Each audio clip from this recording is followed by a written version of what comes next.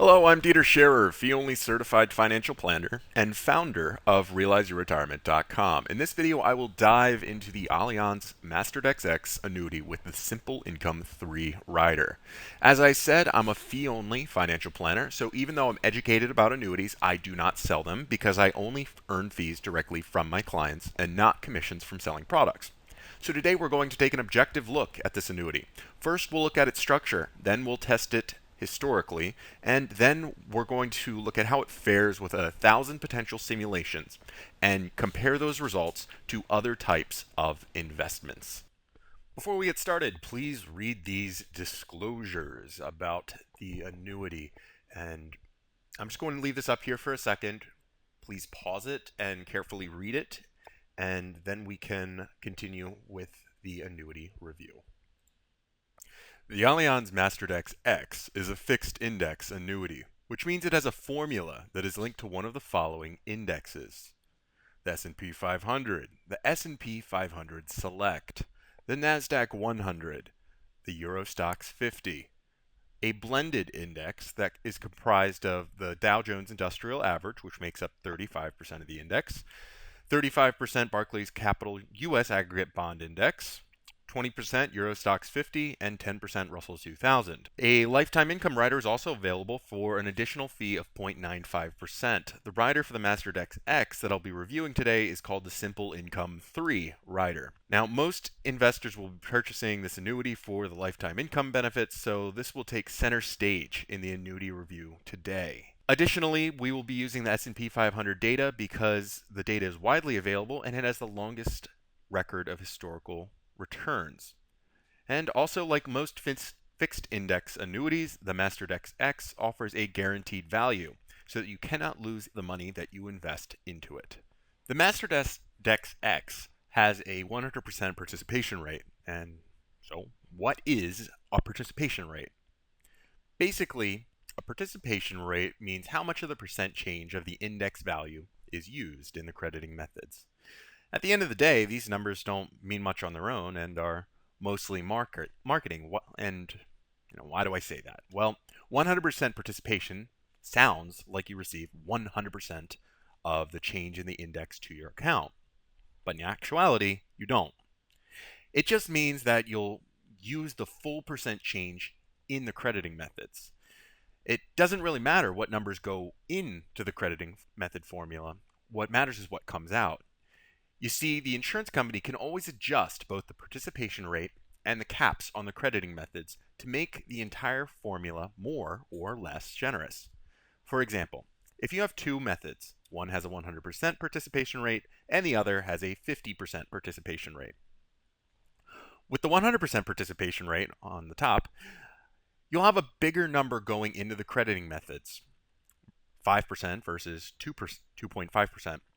But the crediting methods may reduce the returns more than if you had a 50% participation rate with a more generous crediting method. In this hypothetical illustration, both crediting methods come out to the same number, around 2%. Again, this is not representative of the crediting method of this or any other annuity. It's just to show you how the formulas can be played around with to yield the results they want. And as you can see in the first crediting method, it reduces the returns by 60%, even though it has a 100% participation rate to give a final index interest rate of 2%. And in the second one, it reduces it only by 20% to give you that same 2%. So it only matters what comes out of the crediting methods. This whole participation rate and crediting methods, which we're going to cover in a minute, it's one big formula that you have to look at as a cohesive whole. The limits insurance companies set for fixed indexed annuities are called crediting methods. A fixed index annuity doesn't let you receive 100% of the returns of the index it is linked to. Now, insurance companies typically invest the money you give them in high-quality bonds or other high-quality fixed income products. Therefore, they can really only earn the current rate that treasury bonds or other safe financial instruments are earning on the money that they're promised to guarantee for your retirement income.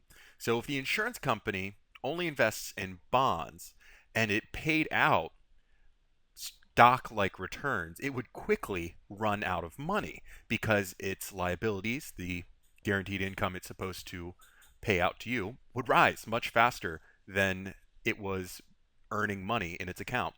So even though a fixed index annuity is linked to a stock market's returns, it's not actually invested in the stock market. So the insurance company uses the crediting methods to reduce the amount of the index's returns it credits to your account. So your annuity is not going to actually yield stock market-like returns with no risk. It's going to be set up to earn something that the insurance company could pay if they invested in high-quality bonds or some other financial derivative. As I write this, high-quality bonds from the Treasury are yielding between 2 and 3%. Therefore, you could expect the annuity to be set up to limit the insurance company's exposure to having payout returns that are much greater than rates similar to those. Okay, so once you have selected the index, and today we're going to be using the S&P 500, you must select the type of crediting method. And there are 3 types of crediting methods available for you to choose with the MasterDex X. Your choices are monthly sum, monthly average, and point-to-point.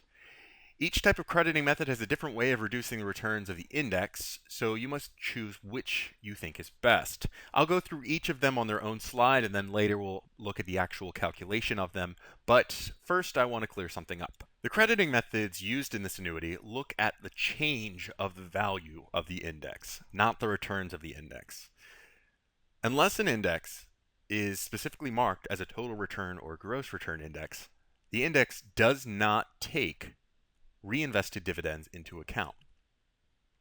Therefore, the MasterDex X, which only looks at changes in the S&P 500 index, it's actually only looking at the price return of the index. And because price returns do not include dividends, there's going to be a big difference over time.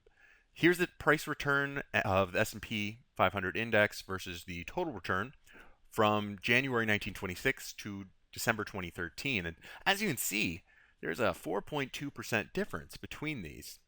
The price return only returns 5.46% over that period, and the total return returns 9.63%. Now, if you could have held this index over this period and reinvested dividends, which is how most people invest when they buy, say, an ETF or a mutual fund, you could have received the total return, not the price return. So when the MasterDex X is linked to an index, it first uses the price index, which already has a lower expected return. Then the crediting methods reduce returns so that the guaranteed amount they credit to your account is affordable by the insurance company, which, as you may remember, wants to limit its exposure above the rate of safe investments.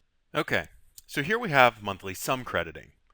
The documentation with the contract that I looked at uses the year 2009 as an example, so I'll do the same here. Here you can see the S&P 500's return in blue, and then the interest that would be taken into account for the monthly sum formula in light orange. And you can see the cap in red. The cap is 1.1% for gains and not limited for losses. So every time the S&P 500's monthly price return is over 1.1%, Allianz only takes into account a gain of 1.1%. But they will take into account a full loss, like the 11% loss you see in February. The losses and gains are then summed up for the year to give you the interest credited. When you simply sum the gains and losses of the S&P 500's return, you'll see that you'll get 23.5%. However, if you add up the returns using Allianz's formula, the sum is negative 12.7%. Well, you can't lose money with this annuity, so you would have received no interest for the year. As you can see, using a formula that limits upside gains can cause 1 or 2 bad months to wipe out any gains you might expect for the year. Here we have the annual point-to-point crediting method, and this method looks at the return of the S&P 500, which is determined by the second part of the formula above. For 2009, the index rose from 948 to just about 1200, so the price return of the S&P 500 is 26.4%. but the current cap for this formula is 1.5%. This means that you cannot receive more than 1.5% interest credit in a given year, no matter how much the index rises. So the amount that would be credited to the accumulation value of this annuity is 1.5%. This method is only available on the blended index, but to keep things simple, I'm going to continue using the same year for the S&P 500. So here we have 2009 again. This time we're using the monthly average method of crediting. Here we take the monthly average value of the S&P 500, which turns out to be 1015 rather, subtract the beginning value of 948, and then divide it by the beginning value. This equals 7.04%. So 7% sounds pretty darn good for a fixed index annuity, but we're not done yet. We have to reduce this return by 5%, which is called the spread. Well, 7% minus 5% gives us 2%. That's less than we would have liked, but it was better in the year 2009 than the monthly sum averaging or the point-to-point. And during good years, this method is likely to offer the best returns out of the crediting methods, which is why it's not generally offered on the indexes that are likely to have higher returns. And again, the monthly average formula is only available to the blended index, so you cannot use this method with the S&P 500 index. The surrender schedule for this annuity starts at 10% for the first 3 years and decreases by 1.25% each year until the beginning of year 11 when it decreases to 0. If you want to end your contract within the first 10 years, a surrender charge will reduce the value of your account by the respective percentage. So if you enter into a contract today, invest $100,000 and want to back out after your grace period, you'll be charged 10% of the value of your account, or $10,000 in case of a $100,000 portfolio, and be able to withdraw only $90,000. This amount is known as the surrender value. The Simple Income 3 rider is Allianz's lifetime income rider for the MasterDex X. And the Simple Income rider is advertised as offering a guaranteed rate of return on your investment until you begin withdrawals. However, it works a bit differently than that. I want to note that this 8% does not apply to the surrender or accumulation values in your account. That is, it does not apply to the amounts you can actually walk away with in full. The bonus applies to a hypothetical account that I'll just call the lifetime income base, which is used to calculate your income when you begin withdrawals. So the interest rate is credited to your income base, is currently a flat 8% simple interest bonus each year. So if you invest $100,000 to begin with, they would add $8,000 each year to the income base. And when you wish to begin withdrawals, let's say after 10 years, your lifetime income base would be $180,000. This does not mean that you would be able to walk away with $180,000. Your account accumulation value may have only grown to, let's say, $120,000. But instead of basing your income off of the $120,000, they would apply the distribution percentage to the $180,000. So there are 3 options offered to investors that have different income withdrawal amounts. Option 1 will generally offer the highest initial income, and in that case, you'll receive a 5.5% of your income base every year for the rest of your life, and this can increase if the accumulation value of the account grows greater than the lifetime income base of the account. As we'll see when we're going through, that may not be likely to happen, but it always is an option. Option 2 is when you receive 4.5% of your income base each year, and if there's positive growth in the index in a given year, you'll receive an increase in your income based upon your crediting method that you chose. And option 3 offers a variable amount for the starting distribution, and that's determined when you begin taking payments. And in this option, you receive a smaller income at first in the other options, but your income is indexed to inflation. All right, so without further ado, let's hop into the annuity review model I've built for this, and we can play around with the numbers, get into the nitty-gritty of what the returns really are, or really could have been over the last 87 years. Okay, here is the annuity review model that we're going to be going through today so that we can analyze the Allianz MasterDex X annuity. And I built this to analyze this annuity and many other fixed indexed annuities. Up here we have the different assumptions that we're going to be using. In this annuity, we have the initial investment right here, the bonus percentage, which is the initial bonus percentage on your premiums, the distribution rate, the year to begin. We're going to be looking at 1983, just one of the most recent 30-year periods. We'll look at the income rider, 8% simple bonus every year. That's on $100,000. It'll add $8,000 to the lifetime income base, not the accumulation value. Remember that. The accumulation value is what you can walk away with. Okay, let's look at option number 2. The step-ups are active, and right now we're going to be looking at monthly sum. Then we're going to take a look at the point-to-point. So let's just look at just the information we want to see. Okay, so here we have the age, and the percentage right next to that is the chance that the 65-year-old retiree will have will live to that age. And this is based on the Social Security period life tables. Then we have how many years have passed. When they're 65, 0 years have passed, so it's year 0.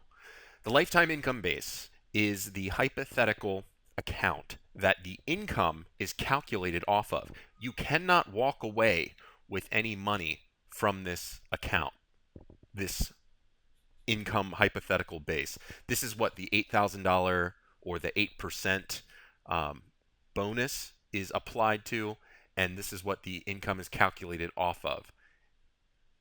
Again, you cannot walk away with this money. That is the 8% that is advertised. And it's simple, not compound, meaning it's only based on the original investment and not the investment plus the interest. So here we have our income, guaranteed minimum. This generally doesn't come into play because the interest rates are so low on that. Accumulation value, this is the money you can walk away with after you pay a surrender charge during the first 10 years. Surrender value is just the after you pay the surrender charge, what you're left with. Total income received, self-explanatory. The gain, the loss, this is the surrender value plus the total income you've received minus the original value of the investment. Total return is just the average annual return we've had on this annuity since we've gotten it. And as you can see, it bounces around a little bit, but doesn't become significantly above 1% until the 22nd, 23rd year. Over here we have the interest credits. Interest is not going to be credited every year just based on how the monthly sum crediting method works. Only the years that there are credits are shown. And as you can see, even years that have very strong returns overall, because of the way the monthly sum works, we aren't going to get a interest credit in some years just because the down months cancel out the up months.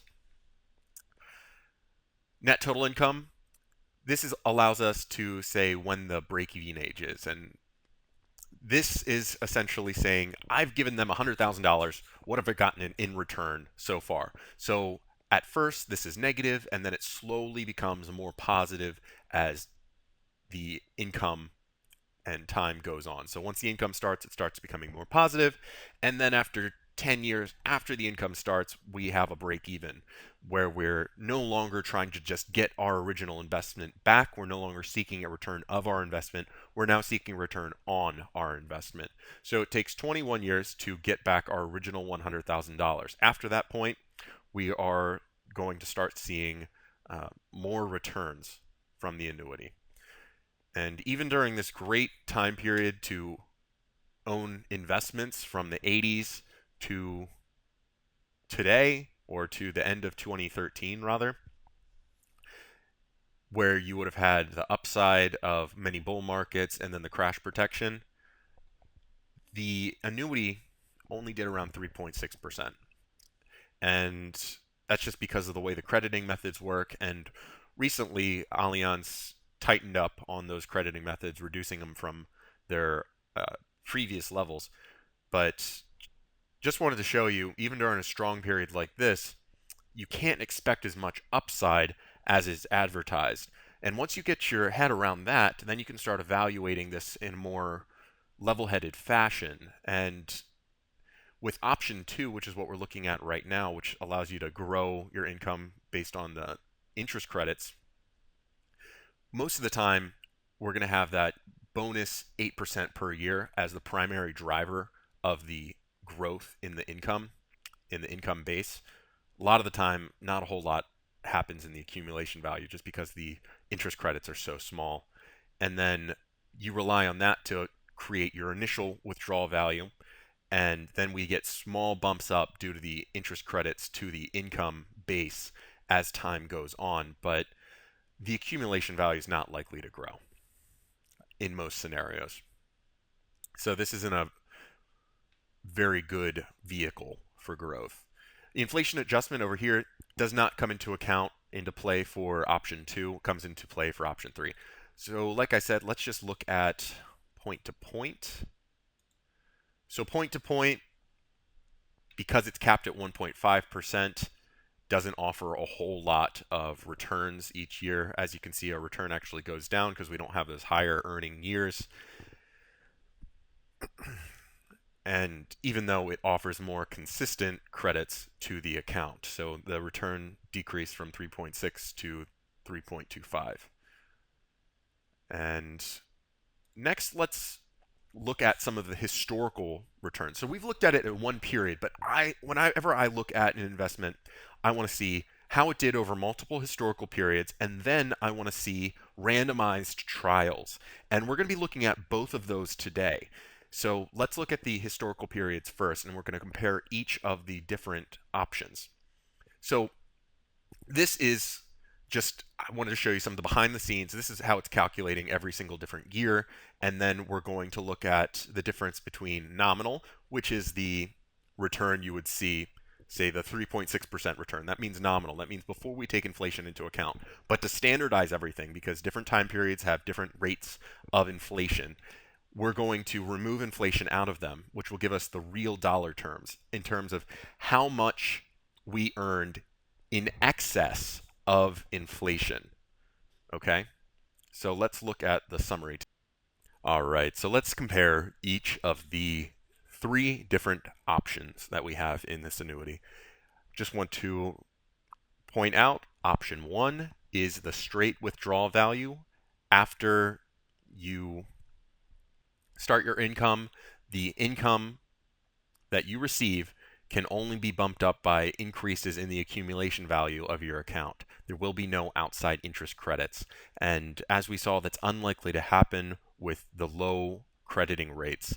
Most of the increases were due to the 8% bonus on the lifetime income base. So option 2, if you recall, was the one that can get bumped up by the interest credits independent of the accumulation value once it starts the income withdrawals. And then option 3 is the one that goes up by inflation after you start income. And the first option has a 5.5% initial withdrawal rate. The second option has a 4.5% initial withdrawal rate. And the third option has a 4.75% initial withdrawal rate. And remember, this is for a 65-year-old that starts withdrawing after 10 years. Having said that, if we look at each option, so let's first look at the ending values. So for option 1, the only 26% of the ending values of the account are greater than $0, meaning that there's any money left in the account at all.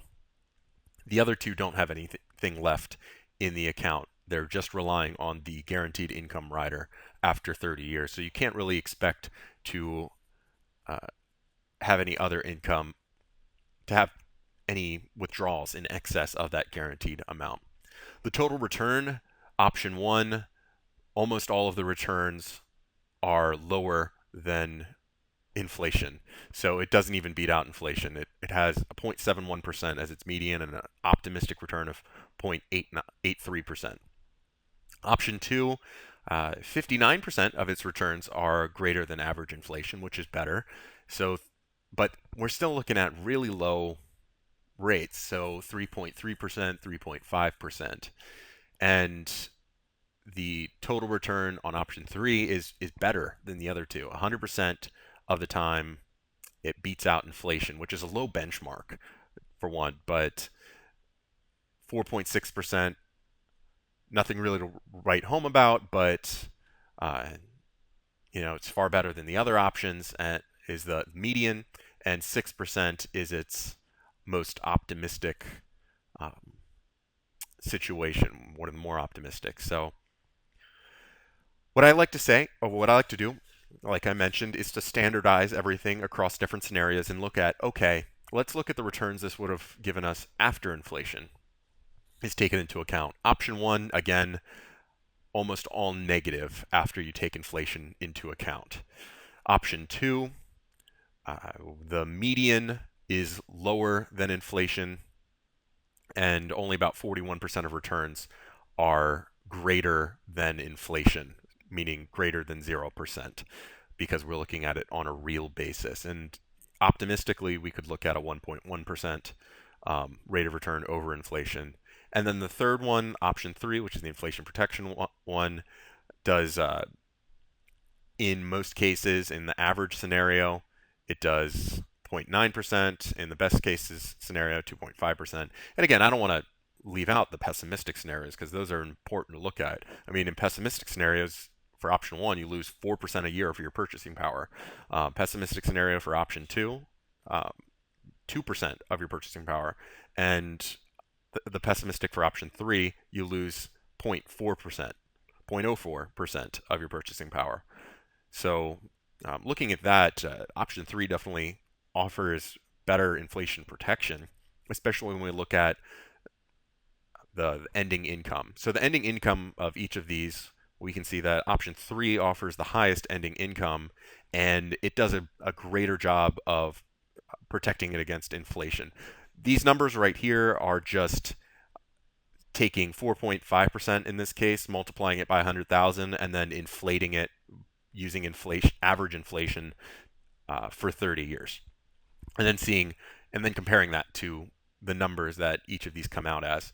And option 2 only gives us about 2% of incomes are greater than that. But if we look at it on a real basis in terms of today, in today's dollars, if we had 4.5% of that, $4,500, does it beat that out? It grew a little bit in most cases. $4,522 is the ending income in real terms there, and $8,000 for option 3. So option 3 does a better job of protecting your purchasing power. It also has a lower break-even age than the others, but again, it takes 20 years to break even. That's a long time to get your initial investment back. So take that into account. Over here, I just mentioned that it takes 28 years. So that's a 13% chance to live for a 65-year-old to live to 93, which is the break-even age. And for 21 years, the retiree has a 39% chance to live to 86 and a 44% chance to live to 85. The break-even age there. So it takes a while to get back your initial investment, no matter which option you use. And the returns, again, aren't great, but if you're looking for guaranteed income, maybe that's not as important to you, but they're definitely different from what some people may have pitched you or what you may have heard in advertisements, because it's easy to confuse the 8% simple bonus with what you would actually receive on your account. And as we've mentioned throughout here, they're two separate things. You can't run home with the 8%. That's a separate number. Okay, so next, now that we've gone through the historical returns, we're going to cover randomized historical trials so that we could see how a random situation in the future that doesn't operate exactly like any of these scenarios in the past would do. And we're going to go do that now. And then we're going to do some comparisons between this portfolio and some other basic stock and bond portfolios and some risk aware portfolios. Okay, so let's navigate over there. All right, so these are the historical simulations. And remember how I went through one 30-year period with 1983? Well, this will do that 1,000 times with randomized sequences of returns. So it's going to take various months, put them together in a new order. So it's going to take 360 months, put them together in a new order, and see how the annuity would have performed off of that sequence of returns. And we're going to do it 1,000 times, and then we're going to see, okay, how much of the time did it, in this case up here, how much of the time did it have at least $1 or at least something left in the account? If it has something left in the account in 800 out of the 1,000 trials, it would have an 80% return, and it would be somewhere over here. Or 80% rather success rate, and it would be somewhere over here. And down here, this is looking at, is the income beating inflation? And if the income is greater than inflation after taxes, or however much our target income is, and you can see it up here. In this case, our target income after 30 years and after just a really low 15% tax bracket. Most people are going to have way higher once you take federal and state taxes into account, but it's going to be 15%. Say somebody wants $4,750 after taxes to spend on their income. Well, after 30 years and after you take a 15% tax bracket into account, they would need $14,587. So we're going to look at down here, how much of the time has, on a 30-year basis, the annuity produced an income stream that whose ending value is greater than this value up here. And so if it is greater than that, that means great. We have protected our account from inflation and at least beat out the 3.2% inflation rate. So if 50%, which means 500 out of the 1,000 scenarios do that, you would get a 50% probability of success.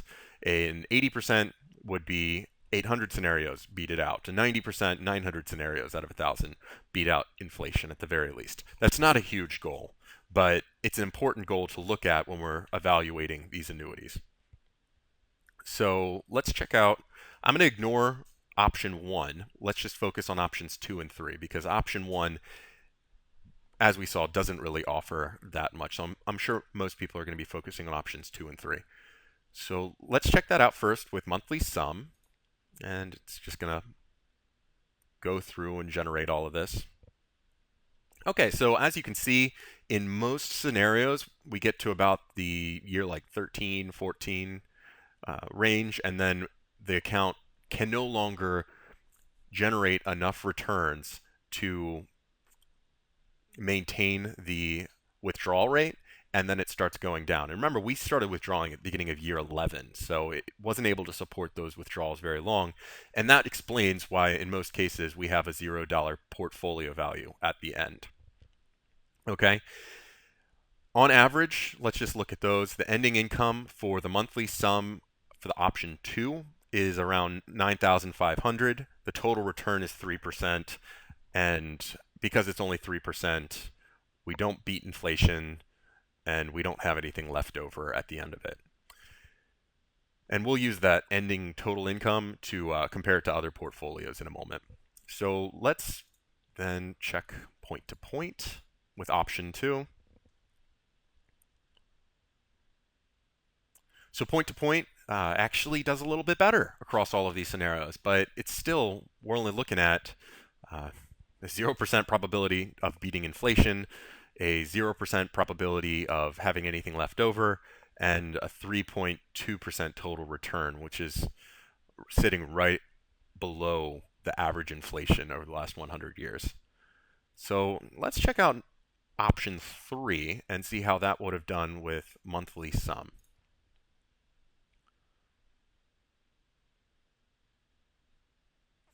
Okay, so it has a way higher rate of success when it comes to protecting your income stream from inflation. And that's a good thing, but it's not, as I said before, a high hurdle. It should just be the bare minimum. And as we can see, it offers the bare minimum of inflation, which is around 3.25%, and then a little bit over. So about 1.2% over inflation. So that's a more realistic number to think about when we're thinking of this. And let's see how point to point would fare against that.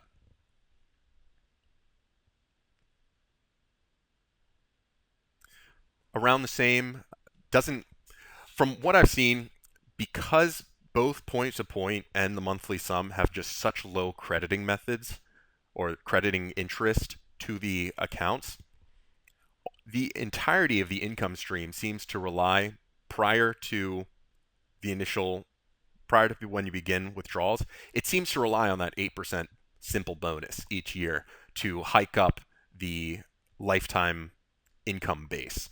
And a lot of the time, the accounts don't even use the interest crediting methods. So that bonus seems to negate any differences between the point to point versus the monthly sum. Okay, so now that we've gone through all of these, I'm going to do the same thing for other portfolios like a 60% stock, 40% bond portfolio, and a risk-aware portfolio that uses tactical asset allocation. And we're going to compare those to these same exact stats, and we're going to use the median stats for all of those. And if you remember, median means the middle 50%, meaning 50% are better, 50% are worse, but on average, this is what you can expect. It's really the true average. So, all right, so now we're going to quickly go through the simulations for the S&P 500, the 60% stocks, 40% bonds portfolio, and the risk-aware portfolio.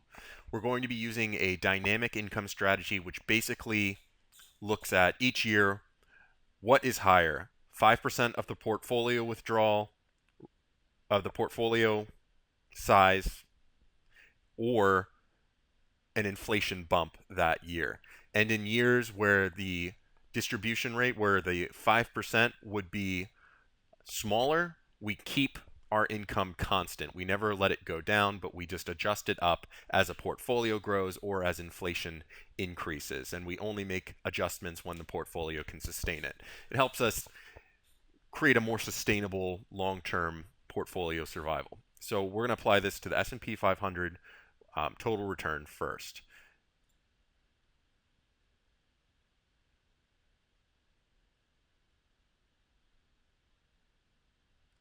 And as you can see, it has a moderate success rate and a high success rate for inflation protection. So that means that 84% of its portfolios at the end of 30 years were left with at least $1 in them, or at least some money in them, and that 98% of the time it creates an inflation, or it creates a stream of income that's inflation protected. It beats out inflation. And that's explained by the total return of about 8%. And as you can see, the total income is significantly larger than it would have been in an annuity, but this is 100% stocks, and so your portfolio will vary wildly year to year. And in some years, that can be really disastrous for a retiree, but I just wanted to show this as a comparison. So next up is the, I think that's, yep, the 60/40 bond stocks and bonds portfolio. So let's run that bad boy. Then we're going to show them all together on one screen.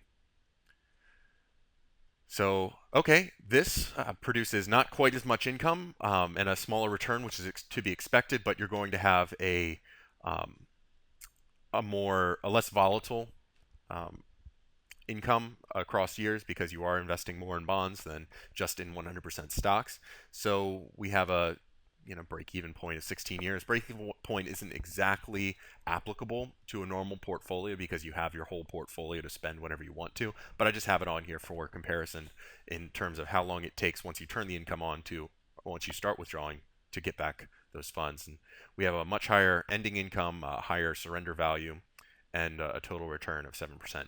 But there's also, always that nagging concern of what happens if the market crashes, what happens to my income if I'm withdrawing just a set percentage of my portfolio and my portfolio goes down. Most people don't want to live through 2008 all over again or the tech bubble.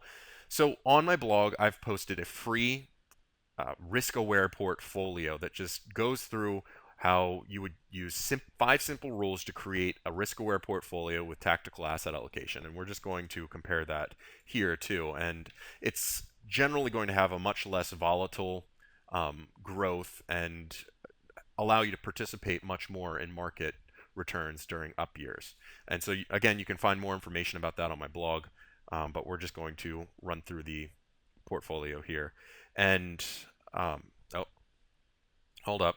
Let's enable expenses. I forgot to enable the 2.5% expenses.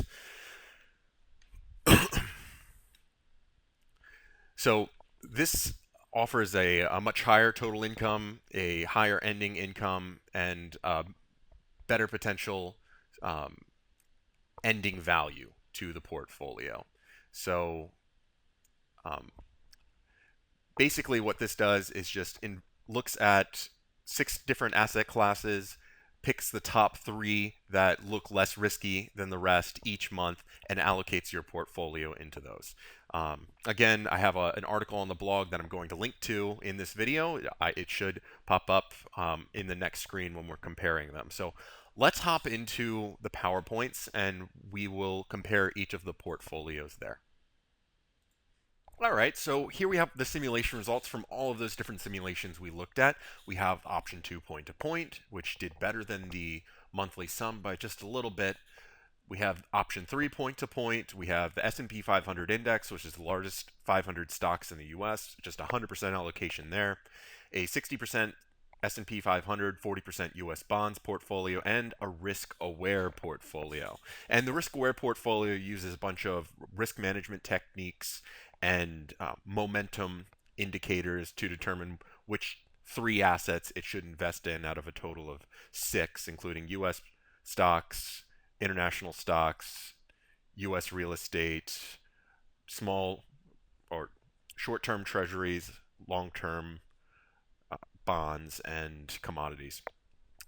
Now, when you look at all of these, we can see that the portfolios that actually invest in the market over here all have much higher ending incomes and offer, on average, greater chances to protect your portfolio from inflation. As we saw in option 2, it doesn't really protect your portfolio from inflation in terms of your income stream. It doesn't really protect that from inflation. And as you can see there, it has the smallest ending income. Option 3, as long as you have a timeline of 20 years or shorter after you turn on the income, it will protect your income from inflation. As you can see, in 97% of trials, it at least offered that. And that's a bare minimum that we want to look at in a portfolio strategy. So ending portfolio values for both of the annuity strategies in all of the different scenarios, as you can see here, the portfolio survival rate was 0, meaning in none of the 1,000 trials did the portfolio have any money left over after 30 years. And over here in all of these, almost every scenario, we had money left over. And that allows us to look at not only the returns from the income stream, but also the returns on the portfolio itself. And subsequently, because the portfolios lasted longer, the portfolios were able to grow more, and therefore their break-even points. And the break-even points aren't exactly applicable to the normal investments, but let's just look at everything on equal terms. And they're not really applicable because you always have access to your money, and in this case, you have to wait at least 10 years before getting a penalty for the annuities. But the time to get back your money is much smaller for the portfolios over here than it is for the annuities over here. And that's just because the income generally increases at a higher rate, just because the portfolio is growing at a higher rate. Of course, you're not getting that guaranteed income, and these will be more volatile in terms of going up and down in any given year. The risk-aware portfolio is actually going to offer you some better crash protection, which allows it to grow faster because it doesn't lose as much. But you can find more information about the risk-aware portfolio on my blog by going to realizeyourretirement.com and clicking on articles and clicking on the how to build a risk-aware portfolio with tactical asset allocation. Or just click a link. I'll put a link right up here, and you can click that and it'll take you there. And it'll just show you how to actually construct it and then the strategies underpinning. So if we look at the total returns, we can see that these are within the 3 to 4.5% range, and these are all greater than 7% or so. And that's just because of the way that they're constructed. Remember, I compared price returns to total returns, and these guys use price returns because they're only looking at the changes in the price index of the S&P 500 or any other of the indexes that they're looking at. And that kind of caps the amount of returns that they're going to get to a much lower rate because it's not including dividends. Earlier, we showed that it was a few percent less than the total returns when you include dividends. And then once you include the crediting methods, the total returns here are in line with what we would expect an annuity to offer. And so, 3 to 4.5% here, 7 to 10%. Those will all change based on the exact time period, but you could expect each portfolio to return maybe within a range of that over a 30-year period. The total income down here, as we can see, all of the portfolios that actually invest in stocks and bonds and in the asset classes, the total income that you could expect to receive over the period. Wow, that is a terrible highlighting. I will try that again.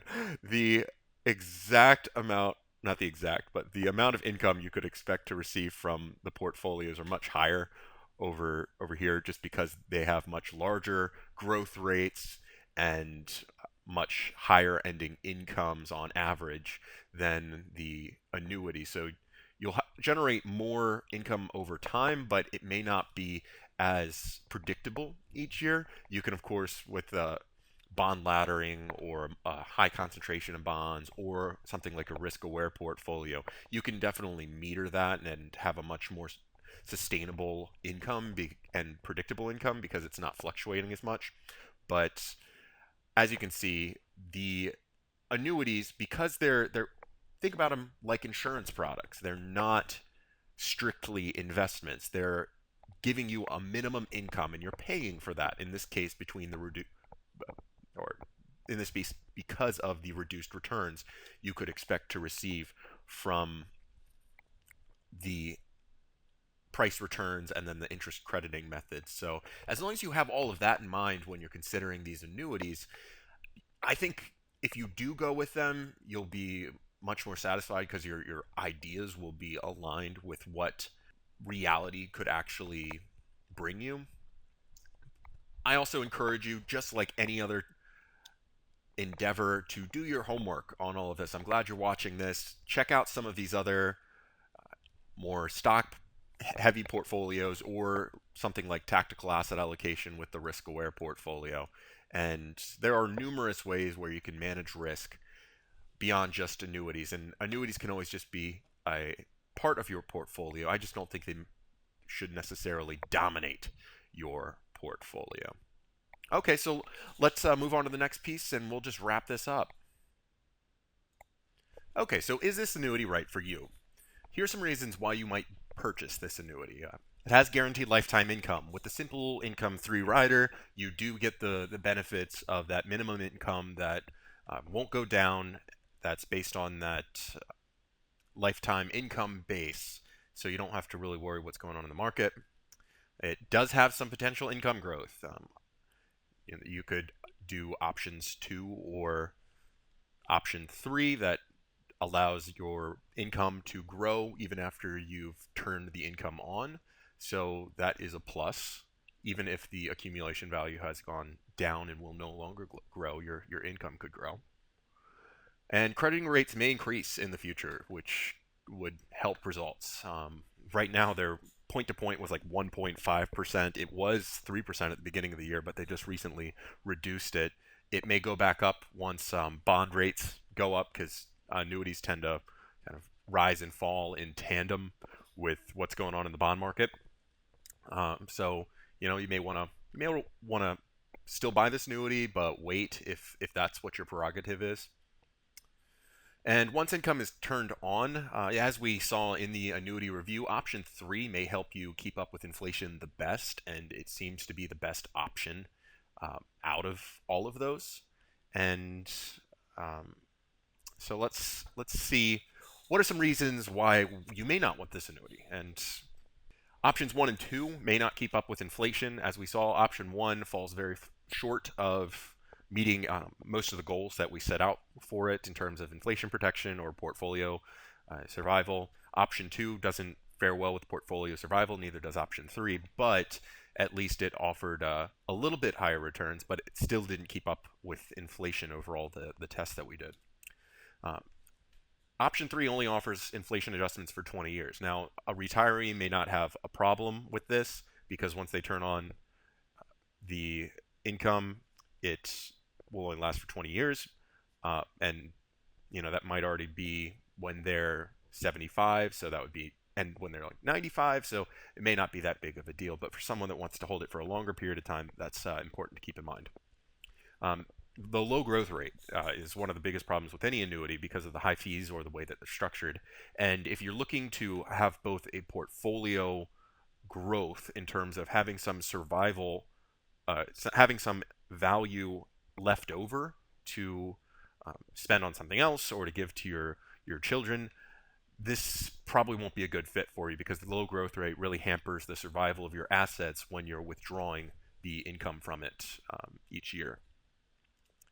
And as we noted, some other investments that may offer higher returns, you won't get the same guarantees, especially if you're looking at investments. Those have no guarantees.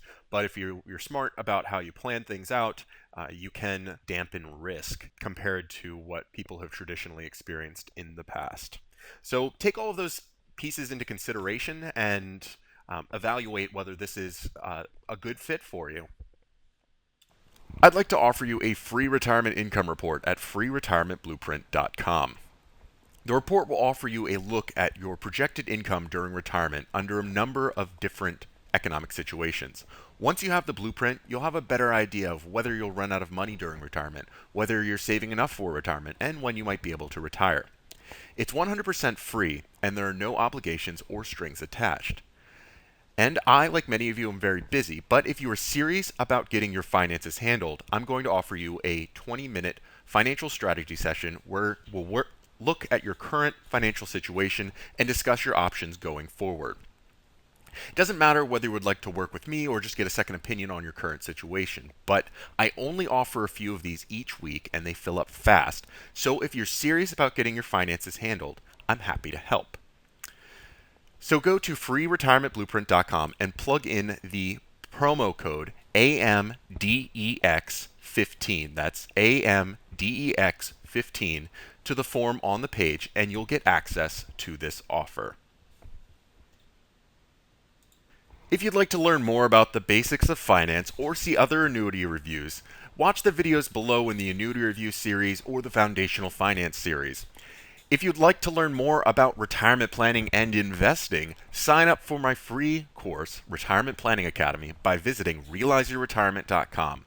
Inside, we'll discuss how annuities actually work, how value investing and risk-aware portfolios that use tactical asset allocation can help you reduce risk and even grow your portfolio in any market environment, how to maximize your Social Security, how to make smarter retirement planning choices, and you'll get access to exclusive tools and calculators that I've built just for members. To sign up for this free course, just go to realizeyourretirement.com and sign up on the home page. Thank you for watching this lengthy annuity review. I hope it's given you a lot of value, and I will see you all in the next video.